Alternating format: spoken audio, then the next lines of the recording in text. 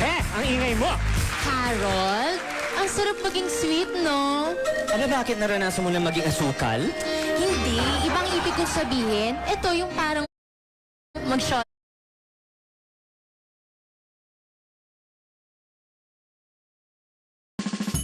Check out TikTok Shop!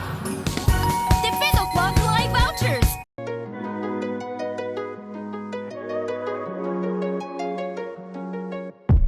Hi, I'm Iwa Mata, and I used to be an actress. Now I'm a content creator and TikTok shop.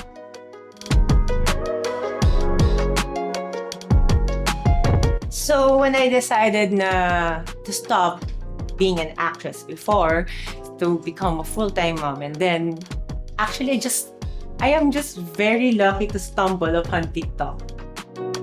I think a huge transition also with me and my family, because I've stopped working for like 10 years already, and the transition from being a full-time mom to being a creator is a bit hard, pero kaya eh. Ang kagandahan with TikTok Shop, with this platform, it's in my own time. It's in my own face. And no one's pressuring me. Mas connected ako with this platform than what I used to have.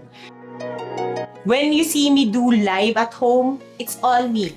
I prepare the lights, I read the script, I read every detail, I read about the product, I really do my research before I do my live. Natutuwa ako na yung mga tao get good deals from me live selling it.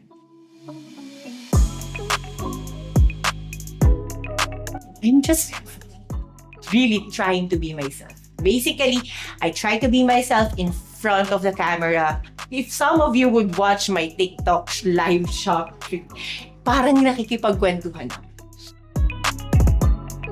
Yung iba, ako personally, I do shopping online because it's more expensive outside. Going outside pa lang, pagtapak mo pa lang sa labas, ang mahal na. Gasolina mo, pagkain mo, pag nandun ka na, parking mo, lahat. Pero alam mo yun, nasa bahay ka, shipping madalas free pa. My TikTok shop journey was really masaya. Masaya siya kasi I really found a special place for me. I think I found a platform for me to be myself, to be who I am.